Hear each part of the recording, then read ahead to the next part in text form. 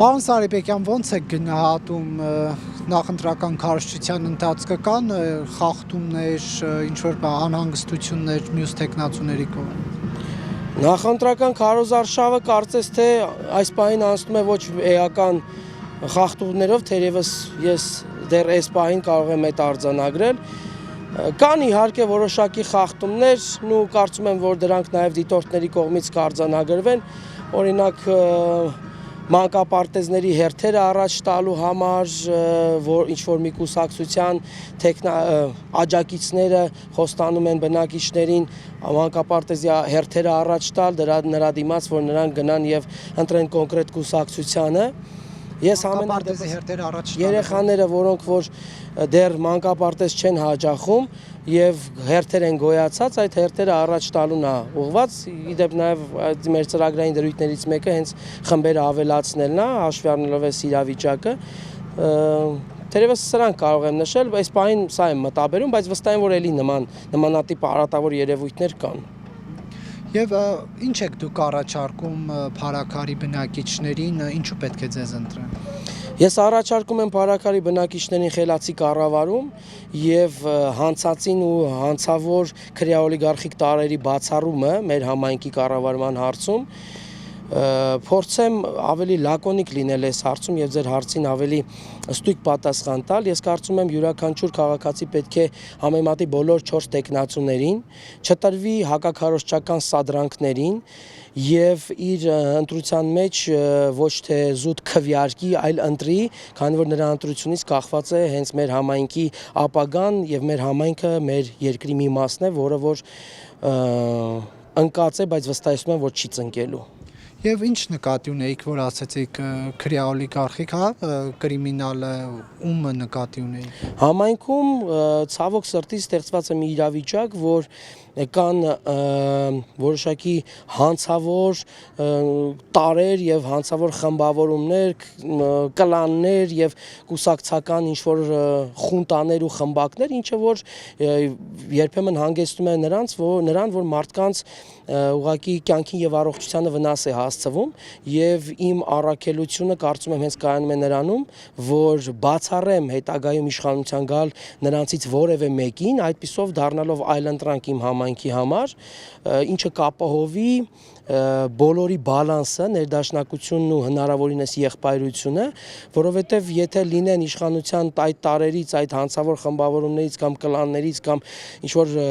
խունտաներին ու կուսակցական խմբերին սպասարկող որևէ մի կլան, դա հանգեցնելու է նրան, որ շարունակվելու է այս միջհամայնքային կամ միջբնակավայրային անհանգստությունները, այս պայքարները, կարծում եմ համայնքը ժողովրդի իմաստուն է եւ նրա կողմից կատարված ընտրությունը արդարացված է լինելու։ Դուք իշխանության տեխնացուին նկատի ունեք, որ այդ քրեական մշակույթի ոչ թե տեխնացուին, այլ ընդհանուր թե իշխանական, թե ոչ իշխանական, այսինքն ստեղ ես չեմ ուզում առանձնացնեմ ինչ-որ մեկին, քանի որ սա մեկի խնդիրը չի, սա ընդհանուր խմբային, խմբակային եւ միգուցե նաեւ բդեշխական ինչ-որ sense մոտեցումներ են, որը ես բնականաբար չեմ կիսում։ Դուք ինչու ԿՊ-ի ցուցակում չեք հիմա, որովհետև դուք պրայմերիզին էիք մասնակցում, ըստ էության կիսում էիք իրենց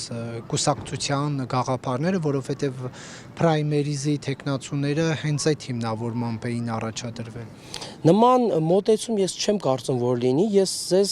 նախ ուզում եմ նշել, որ ես 400 տարի իմ ընտանիքը ապրում է Փարաքար համայնքում, ես մասնագիտությամբ իրավաբան եմ, ունեմ բավականին հագեցած անցած ճանապարհ, թե կրթական, գիտական եւ մասնագիտական, եւ ինձ համար թիվ 1 խնդիրն էր իմ համայնքի հետ ընկածը,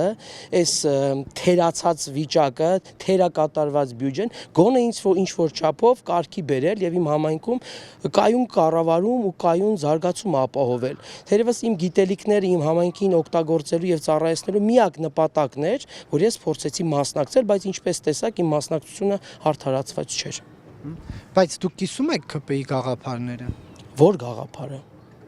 որովհետև Նիկոլ Փաշինյան հայտարարում էր, որ նրանք, ովքեր կիսում են մեր գաղափարները, մոտ են մեր ընկալումներին, թող իրենց CV-ները ուղարկեն եւ դառնային պրայմերիզի թեկնածու։ Ես համամիտ եմ նրան, որ համայնքը եւ պետությունը պետք է կայուն զարգանա, բայց ես համամիտ չեմ նրան, որ համայնքի բյուջեն պետք է թերակատարվի հենց ԿՊԱ-կան ղեկավարի կողմից 24 թվականին 700 միլիոն դրամ թերակատարված բյուջե ունեցանք եւ որը որ ինչքան էր որ մենք փորձենք կատարել 25 թվականին մենք չենք կարողանալու դա կյանքի կոչել։ Դուք բացառում եք, որ իշխանության հետ կոալիցիա կկազմի։ Ես բացառում եմ որևէ մեկին իմ ստացած մանդատները փոխանցել։ Ես իմ մանդատները ստանում եմ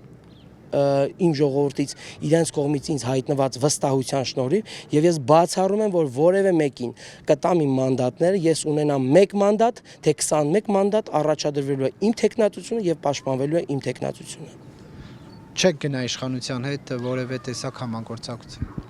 Համագործակցությունը ո՞րն է, օրինակ կասեք ո՞րն է։ Կոալիցիա օրինակ։ Ես ասեցի, որ իմ մանդատները որևէ մեկին ես չեմ տալու, որևէ տեխնացուի օգտին իմ քվեարկությունը չի լինելու, լինելու է բացառապես Գոր Սարիբեկյանի օգտին։ Այսինքն եթե